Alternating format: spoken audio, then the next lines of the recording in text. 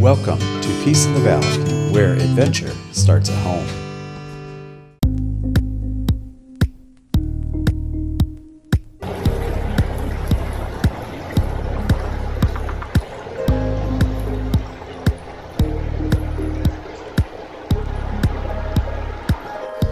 Hello, I am Bryce Steiner, and Peace in the Valley. This is Angel, and she just made some great bread. We're hopefully going to try that soon. And we just got back from Kentucky, and we had a great time. The weather was good. It was for January. For January, where did we go? Well, we went to our Sunday home in Rockholds on Meadow Creek Road, and then we went to the falls, Cumberland Falls, and then we discovered a old Western town amusement park, 2 of them actually. Yeah, and we posted a video earlier in the week about that.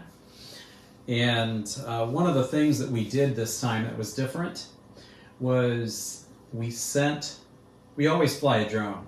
Right. But this time we sent the drone up and the leaves were down. Yeah, so we could see stuff.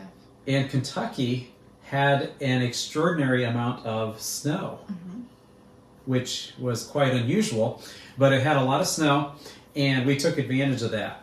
The sun was also shining, The leaves were off the trees, and we were able to get a picture of the property from one end to the other along the road.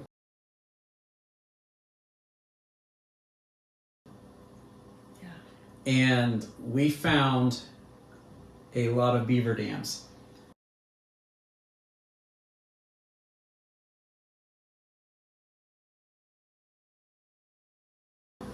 We did. They're working. So when we got there, the water was really flowing, and here's a picture of it right here.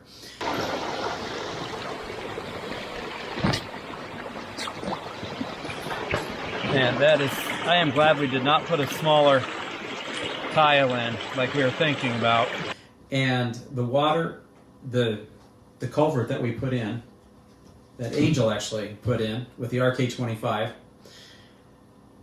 is doing a fantastic job. Yeah, it's holding up. There's no evidence of like erosion around it, because that's what I was afraid of. I was afraid the erosion would just like tear it out where it's flowing in, but it's holding on. There's a little tiny bit. After we put that in July, what the heck is wrong with you, cat? Percy wants up here. He's Anyhow, jealous. we thought that we didn't ever know if that was going to hold up.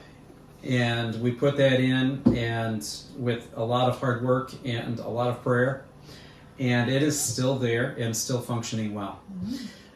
With all the water that's coming off the mountain, because there was a lot of snow this year, and we're still getting snow down there. We had very little snow up here in Antwerp, but down in Kentucky we had a lot. Well, on looking through those pictures, we found a bunch of beaver dams. And last year we cleared the one out and made a path up the mountain, which you saw that. You still have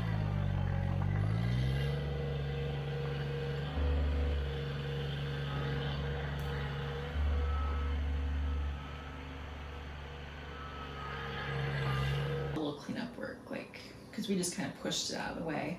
There's some cleanup work, but for they know it's done. It's completely successful on that. And The jig is up now. yeah, well, when we sent the drone up, we found some more beaver dams, and it's a very, very beautiful area. And Angel actually was able to make it to the beaver dam a long time ago, and I was not. I never really had made it back there. It's really not that far back from where we camped back in September when Adam was there with us, was there. And I was at July that I first walked there. And you took had those walked there pictures. even maybe before, but I hadn't been there. Not very far back. In fact, I think we could, within a couple hours, have the tractor back there and a path cleaned out. And we need to make this land more useful.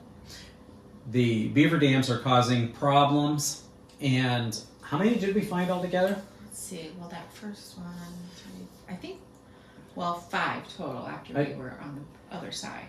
Yeah, we have 5. We have a new one just starting, and if I can find the picture, I will show it to you. I think we've got active beavers.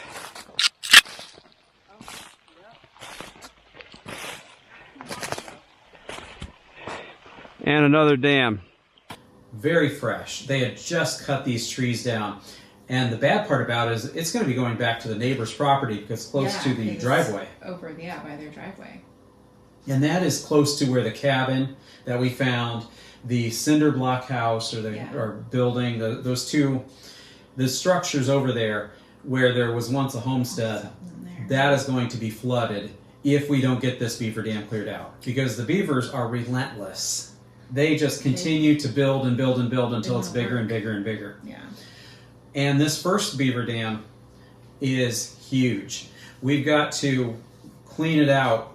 But I guess the first thing we want to ask is what do we want this to do? What do we want the property for? And really, I think we wanted a place to relax. Yeah, it's just like a little refuge, like especially when we walk along where that stream's at, it's just so calming. The sound of the water, even with how it's overgrown from neglect, it's still, you walk through and you just feel at peace. I mean, I know peace is what you make it. Wherever you're at, you can have peace, but it's just like a calming sensation. You feel your chest rest. And so we want to expound upon that. And I think if we can get these beavers under control, I don't know if we can live harmoniously with beavers though. I think we'd like to have that area down as a place where we can plant trees. I think that's really good soil there. Probably really good soil. We want to be able to possibly plant trees. Open that canopy. Open that area up and have a creek that meanders through so that we could use it to irrigate possibly if it needs to be. Because it flowed every time we went. It was always flowing. So we know it's We know it flows. We know there's a spring there that feeds it. And we did find a spring on the other side too, which was really flowing right now. Because it's not running due from to up all here. the snow melting. Yeah. And if this is the Coming place from that we underground. want, we like the idea of a lake down there, a pond, but we don't like the idea of it always being marshy and soggy and everything else. We want it to be a place that's usable and still have a lake. So we like what the beavers, what they did, but not how they did it. Yeah, because fish couldn't survive in that right now because probably it's maybe, well, I mean, I guess they could. It probably ranges 2 feet maybe 2 to 6 foot deep, I would guess. Yeah, so it's not. It's not a great place. It's killed a lot of trees where they did flood, and you can see that every time we go down there because we still have the spikes sticking up out of the ground in the other area that we're on the beaver dam that we cleared out. So it is draining now. The question for me is, we want this to be done. How do we remove the beaver dam without damaging or harming anybody, without ruining any equipment, That's what I'm afraid of. and getting the job done? Because we'd like to be able to drive around the lake at some point in time. We'd like to be able to walk around it, have a picnic shelter, Right. place where people could go fishing.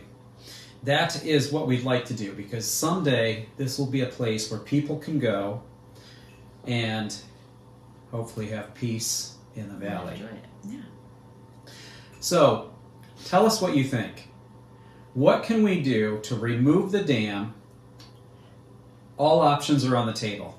I mean, I've thought about dynamite, but I don't have access to dynamite. Maybe renting a big backhoe and just breaking it loose. But do we need to reroute the creek for now, or dig the creek out, or the stream, dig it out deeper? Dig it out. So the water... the water has a place to go instead of flooding somewhere else. Right. We just don't know what order. Both sides of the road, the water flows to this place. When whoever put in the road put in culverts underneath the road so the water all drains to Meadow Creek. Yeah. And we need to make it. And then when the beavers dammed it up, it kind of turned it into a swampy area. So let us know your thoughts. What could we do to get this completely for usable ground? When we say farm ground, I mean for animals, for trees, for gardening. We're not really into big farming. There's not enough land Just down there. enough to sustain the land and what we plan to do with it. That's So what we want to do with that. And like I said, we've got at least 5 beaver dams, and I'm going to show them to you right here. There's plenty of beaver dams. We've got to get them cleared out. How would you safely remove the beaver dams? What has been your experience? Because we need help. We don't have any experience. Just YouTube videos. Maybe tannerite. I don't even know where you buy that. I don't know. Diesel fuel on a match. Anyhow, tell us what you think, and we'll see you back soon. God bless and have a great day.